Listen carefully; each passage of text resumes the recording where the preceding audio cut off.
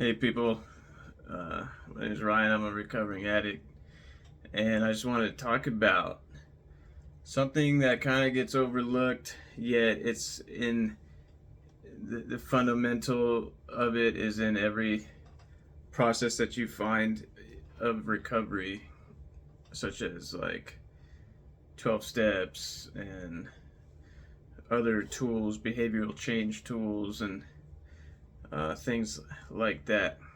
And it's a super important part, the most vital part of recovery, and it's a very subtle thing, and that's probably why it doesn't get talked about a lot. But what that thing is awareness or consciousness. And if these seem like weird, vague ideas, I'll break it down to you in a very simple way. Um, there's one thing inside of you that doesn't change from when you're a baby to when you grow up and to how you are now.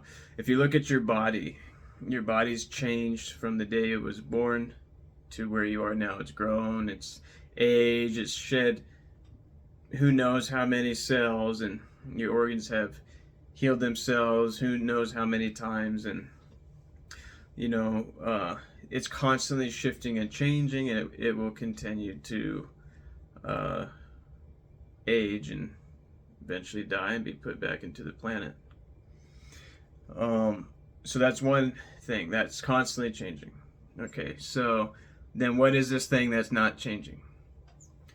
Is it like the idea of who I think I am? Is it my personal identity? No, because that's constantly shifting too, and your personal identity is something that you are constantly creating, and it was created, it was given to you and worked on and formed and shaped the way it is today over time. And your personal identity, the person you are today, and all the expressions and all the beliefs and all the ideas that come with it and all the perceptions that come with it are going to be different 10 years from now. And so that's something that's constantly changing too. So what's the one thing that isn't constantly changing? And that one thing is the part of you that is the witness to all this change. The part of you that is the witness that sees through the eyes. It sees what the eyes are seeing, but it's not the eyes. It sees what the mind is thinking, but it's not the mind. It's a witness to it. It sees that the body is changing, but it's not the body. It's separate and witness to the change. But that part of you yourself doesn't change. And so, it's called awareness or consciousness. And it's the most vital aspect of your experience of existence, because without the awareness or without being conscious of your life, it's nothing. It's not even an experience. It's unknown. It's only the awareness that knows the experience of existence. And I'm not gonna try to I don't want to sound too woo woo, because there's a lot of people out there that start going to that area. What I wanted to do was just bring this back to recovery, getting clean off drugs, or doing harm reduction or MAT, or whatever your path of recovery looks like. The vital importance of maintaining your awareness and being able to expand your awareness. And it's important because when we were using, we pretty much dimmed our awareness down, and we became a creature that existed out of full compulsion, 100% compulsion. And that's why our addiction and our decisions that we made and the desire to use was so strong, and we felt like we didn't have a choice, because we were so entangled in the compulsive nature of that relationship of using, that it's like, I don't have a fucking choice. And it doesn't, and when you're in that state, you don't feel like you have a choice at all. Your willpower is gone. Your consciousness, your conscious understanding of your scenario is very low. Like, you know you're an addict, you know you're hooked, but fucking what, you feel like you can't do nothing about it.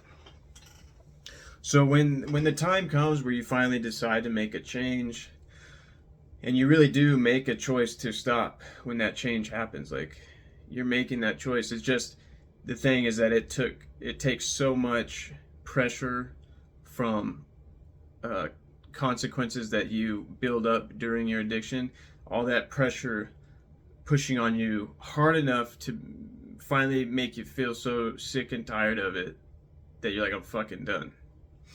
But you do make that choice eventually. So the choice is there, but it's hard to exercise when you haven't had that amount of pressure build up on you yet. And when you are in recovery, you want to get your power back by becoming more aware of who you are, the kind of person you want to be, how you want to be to other people around you, how you want to be perceived by others around you, and also becoming more aware of your emotions, understanding the process of feeling your emotions and what you're feeling, what exactly that is, and then also understanding where that's coming from and what thinking is behind that feeling. And this all requires awareness. The fundamental core, it's being aware of these changes that are happening within you when they're happening. And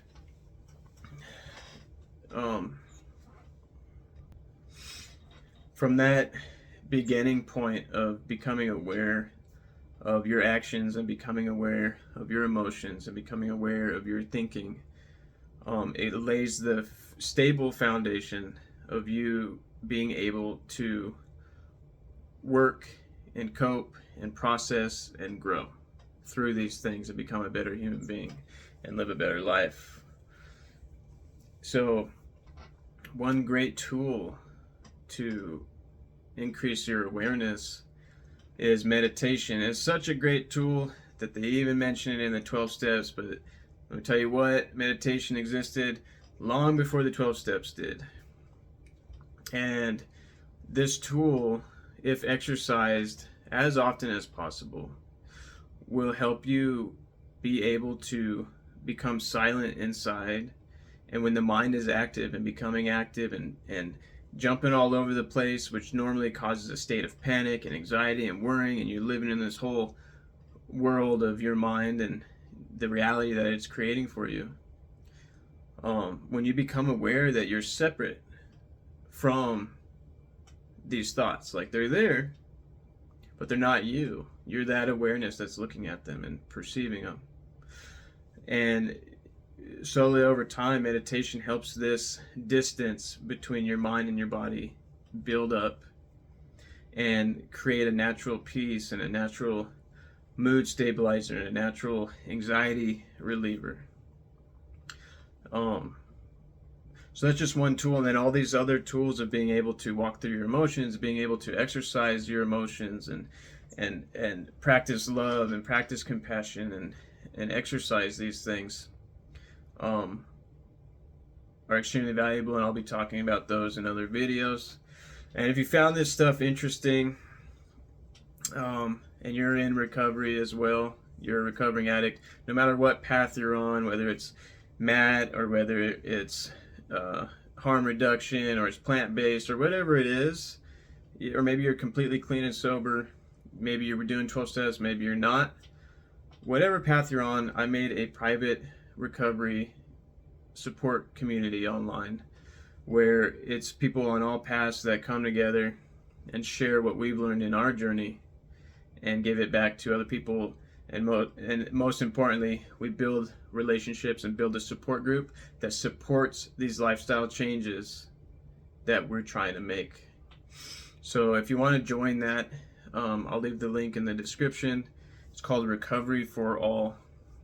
And come check us out.